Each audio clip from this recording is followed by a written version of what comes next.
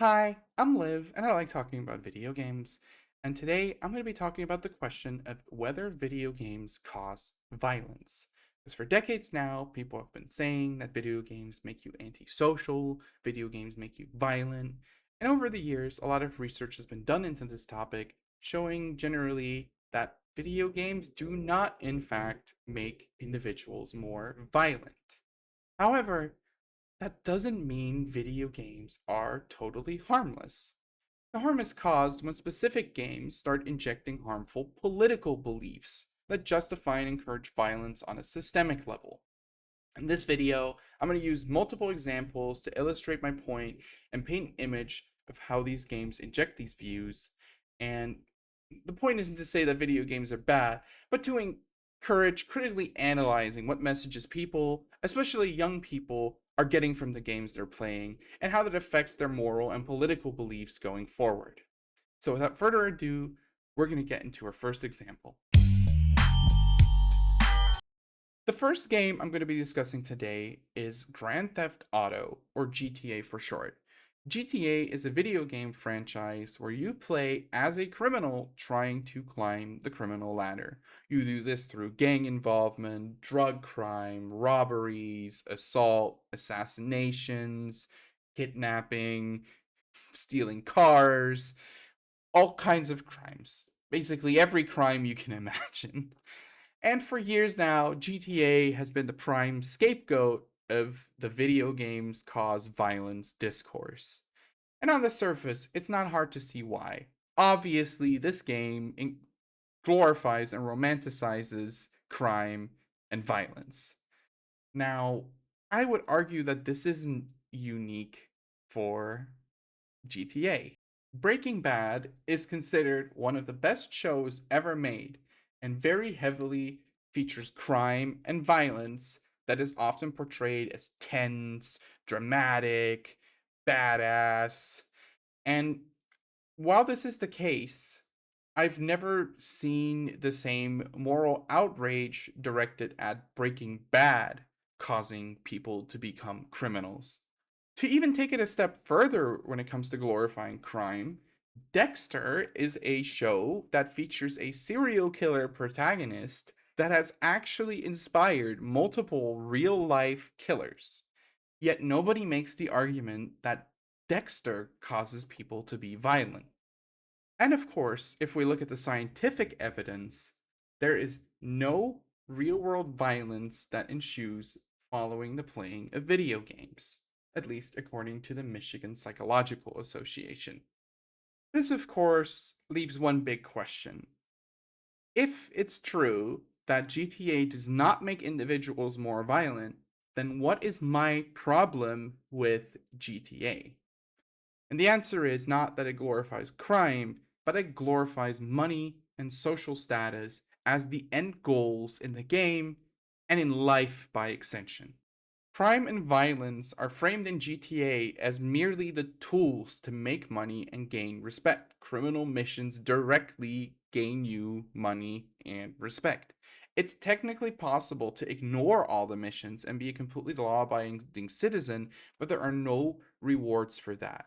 True status and power require violence. The framing of this money and power is also completely different between Breaking Bad and GTA. In Breaking Bad, Walter White, after making $80 million and becoming the most powerful drug kingpin, dies alone and miserable, with all of his associates dead or missing, his family not wanting to be in contact with him, and his entire legacy being tarnished. In GTA, however, the ending of the game, though I will say there are options where one of the main characters dies in the ending, but the canon ending is that all the main characters survive and they become very rich and powerful, successful drug criminals. This framing in GTA mirrors a trend we're seeing on social media more broadly, the so called Sigma grindset culture.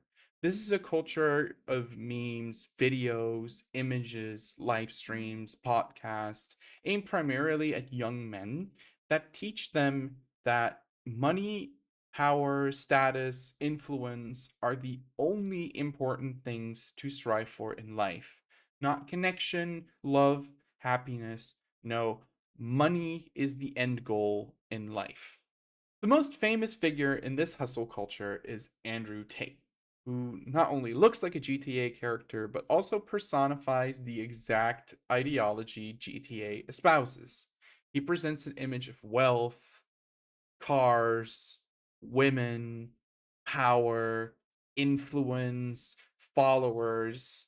And this is something that appeals to a lot of young men. He holds an immense influence among young men who idolize him specifically for this ideology. Just like the protagonist in GTA, Andrew Tate is also a criminal, namely a rapist and a sex trafficker, and he has very shamelessly discussed these methods in the past and has even sold online guides on how to build your own sex trafficking empire. And my thesis here is not to say that GTA made Andrew Tate famous, but I'm rather trying to say that both work to enlarge an already existing pressure on men to be successful financially and socially, and where the ethics of how you gain that wealth and status are secondary at best. And this pressure is clearly negatively affecting Gen Z men. If we look at what salary a Gen Z person thinks is required to be successful, that is not a salary that is attainable for anyone, and feeling like you have to be this successful in order to succeed as a man is going to leave many guys with a completely impossible thing they strive for. And that makes these methods that are outlined in GTA and are outlined by Andrew Tate seem very appealing to reach this image of manhood that they were told they need to attain. And on a personal level as well, this just leads to a lot of men being extremely lonely because they are being taught that interpersonal relationships and love are not important. Only money is. Andrew Tate has an extremely low opinion of women, and the men who follow his advice are struggling to find a partner as a result. We frankly have a whole generation of men that are stuck in a prison of their own creation. And a lot of these men played GTA. Another name that often comes up in fear mongering around video games making people violent is Call of Duty. Call of Duty is a military video game that is hugely popular, primarily in the United States. And once again, there's no evidence that playing Call of Duty makes you violent. However, there is evidence that playing Call of Duty makes you a better drone pilot for the army. And here we immediately get to the crux of the issue. Call of Duty is a recruitment tool for the US military and other NATO militaries more broadly, but I'm primarily going to focus on the US here because that's where Call of Duty is most popular and also most effective. Anecdotally, I have spoken to quite a few US Army veterans who all say Call of Duty was a huge factor for recruitment into the US Army. And that's not a surprise if you look at Call of Duty.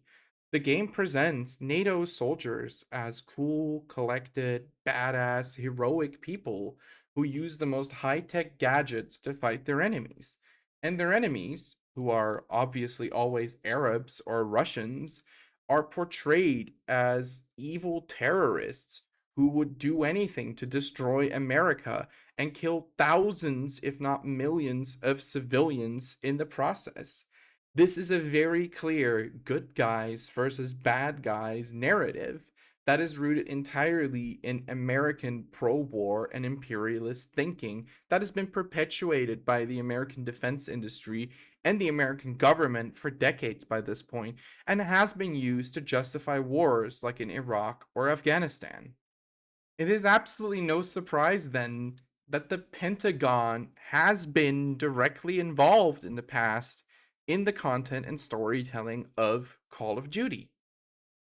An especially pertinent example of this is Call of Duty Modern Warfare 2019, where they actually put in a real US committed war crime, except in the game, this war crime was committed by the Arabs and not the Americans.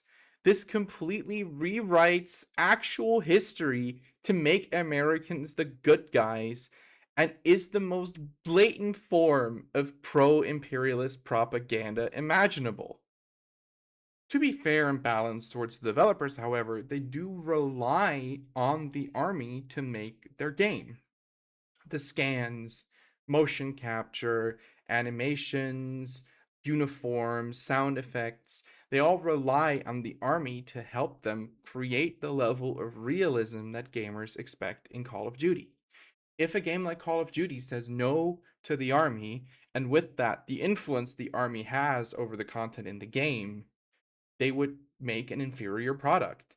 And another game developer that is willing to work with the army would make a more realistic game that gamers would flock to instead. This creates a very unhealthy, very one sided dynamic between the military industrial complex and the game. This dynamic also extends way beyond just the army. Gun manufacturers have a similar sort of power position over Call of Duty. Call of Duty features a large number of real weapons in their game, and using those weapons requires permission from the gun manufacturer, who often sees this as a good investment. And this is not surprising with the focus Call of Duty puts on customizing your weapons to look as cool and badass as possible with different optics, lasers, camos, skins, icons, including making your whole gun gold, as in this image.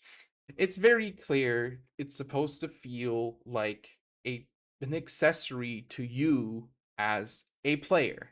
And this is something gun manufacturers target heavily. For example, it was revealed years after the fact that gun manufacturer Remington had a deal to put the brand name of the gun on the gun in Call of Duty Modern Warfare 3. This is not there originally, what was specifically added so that Remington could associate its brand with the cool Call of Duty guns and make people more likely to buy a Remington firearm if they were going to buy a firearm in the future. They even went as far as to say they are trying to attract, quote, young potential shooters. And this is a quote from their documents on it. They specifically knew kids were playing these games and they wanted to put product placement in those games so they would buy these guns in the future. I I don't know if I need to give more analysis to this, to how absolutely messed up this is. Oh, the reason this had to be revealed years after too says a lot. It first of all means that they wanted this to be kept secret because they knew how bad of a look it would be to admit you're trying to attract young potential shooters. But also, it means that we don't know what other gun manufacturers made these deals with Call of Duty's developers or what other demands they had in order for their guns to be allowed to be put in the game. We don't know what other companies are advertising to young potential shooters. As much as I'm laughing at the absurdity of the phrase young potential shooters and how evil it is important to recognize the context in which this information was made public. And the context is a lawsuit of Sandy Hook survivors against Remington. As in Sandy Hook, a Remington assault rifle was used to brutally murder 20 elementary school children.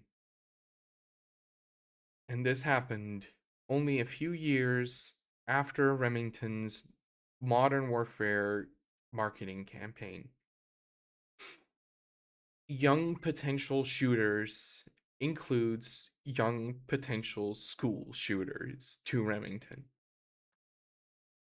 The short of it is Call of Duty is an advertisement platform for the military industrial complex who directly financially benefit from encouraging violence, war, xenophobia, and imperialism. The only objective is selling more guns, especially to kids.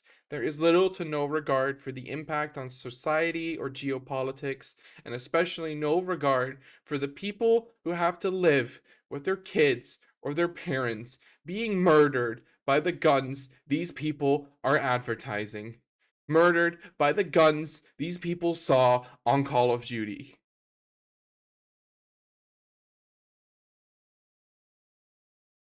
In 2005, Ensemble Studios released Age of Empires 3, the third installment in their very popular Age of Empires franchise.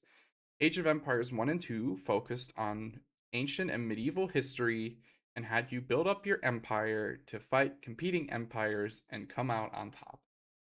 Age of Empires 3 takes this formula to a new setting colonialism. And I'm not being hyperbolic here. The game has you play as a European colonist sent to the New World to create a colony and build up a colony to fight with other colonies to come out on top. I say specifically play as a European settler because in the original version there was no ability to play as native civilizations at all. The only way to engage with natives is through these trading posts.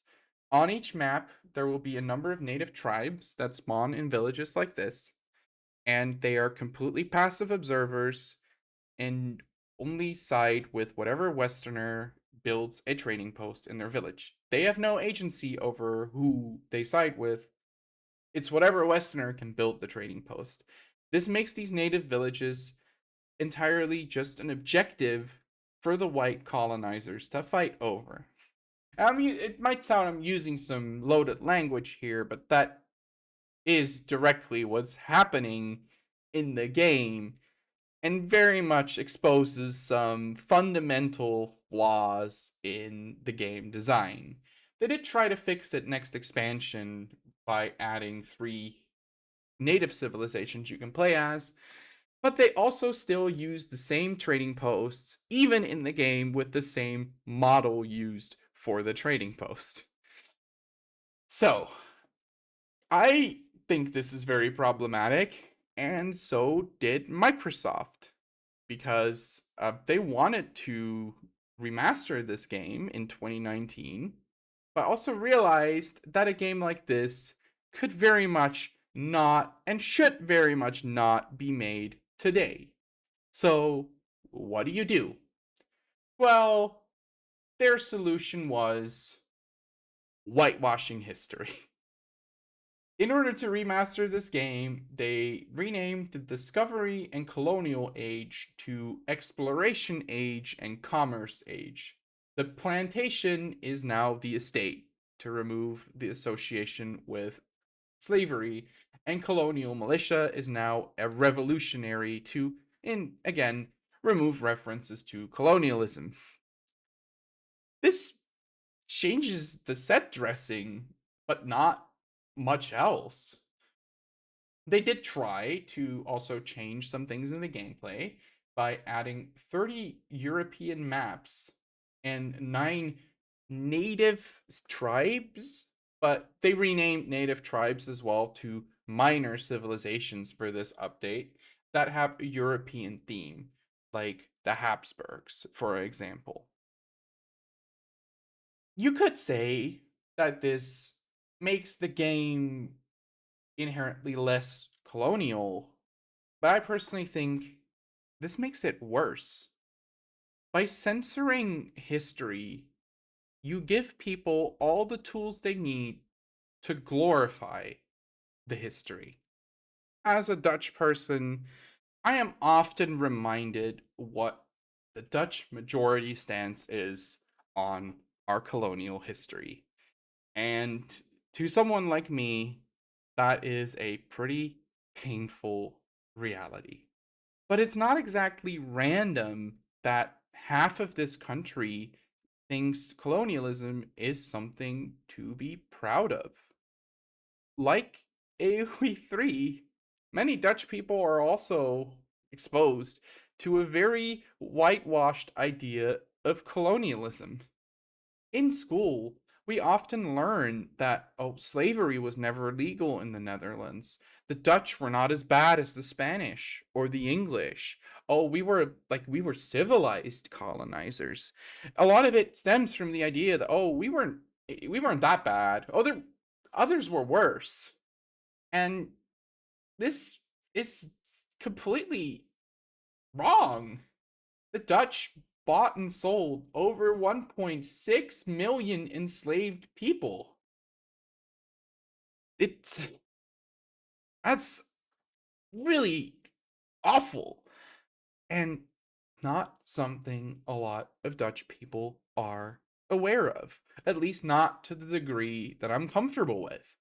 And I think a large part of why people are not aware of the atrocities committed by the Dutch colonial regime is of how the VOC is still framed within the Netherlands.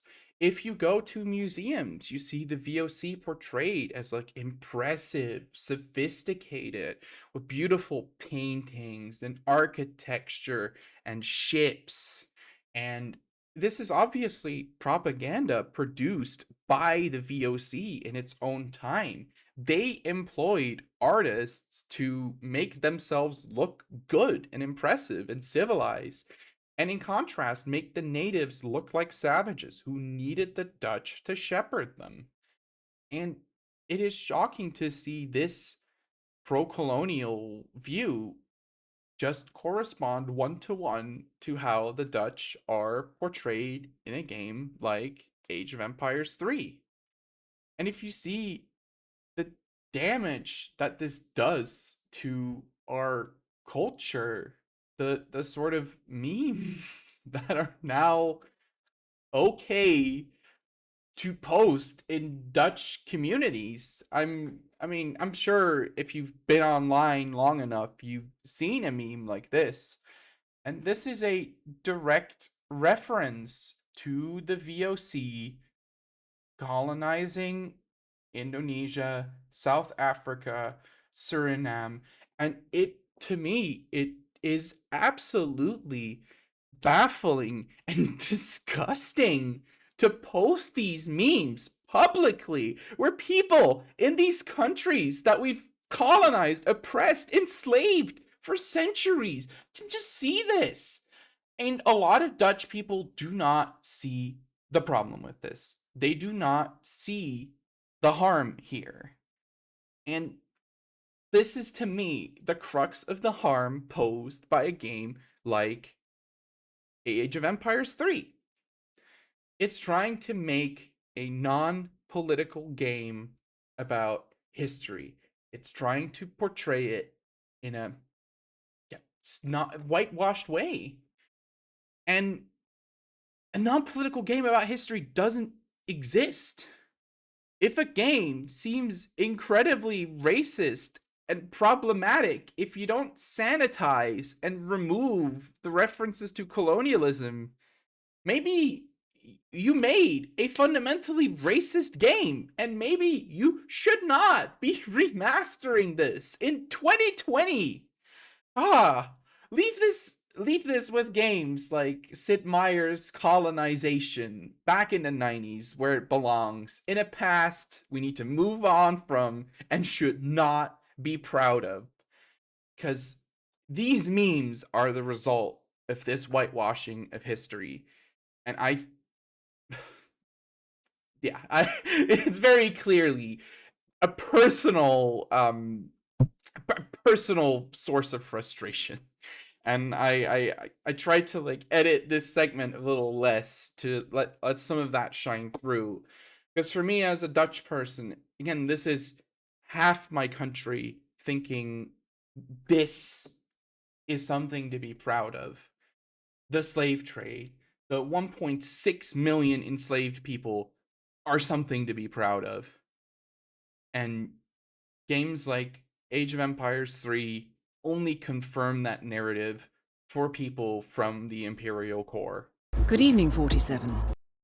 Finally, I want to mention a few things that I didn't really have room for in any of the other sections, but I do feel are important to mention.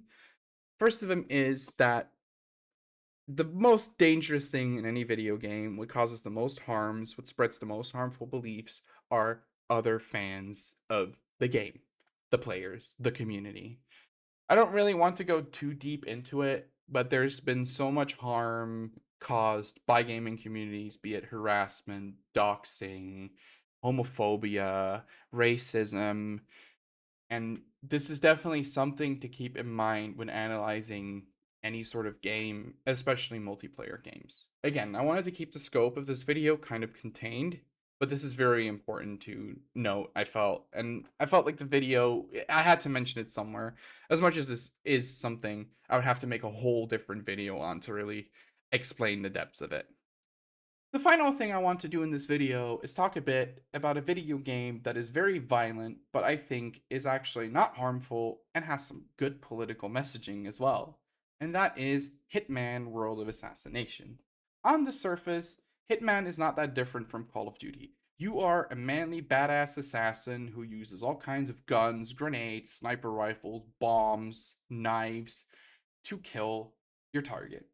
However, the main difference is the framing of these killings. In Hitman, you are not killing random combatants in a war. You aren't killing anyone. Missions require you to assassinate very specific, very evil people. You assassinate drug lords. You assassinate people who buy weapons for dictatorships. You assassinate people who kill indigenous populations to steal their treasures and get rich. And this might seem a bit on the nose with what I've discussed in the rest of the video, but to me, the point is that you are not just killing the target, you are killing a representative of a very harmful ideology or structure in society. As well, you are punished for killing anyone who is not your target. Hitman encourages you to limit the amount of violence, to limit the amount of witnesses, to make this as clean. Of course, it's still murder, it's not clean, but make it as clean as possible to just target the evil person and remove them from their position of power. There is, of course, a nuanced discussion to be had on how the game portrays assassinations as essentially a good thing if it happens to an evil enough person, especially in the context of Luigi Mangione, for example. However, I personally think the harm done by Luigi and assassinations like that is completely dwarfed by the harm done by endless wars in the Middle East that have killed millions and school shootings that kill hundreds of children every year. A game like Call of Duty promotes a harm on a scale that is not even comparable to Hitman. And therefore, I think Hitman is a much less harmful way to do violence as a video game.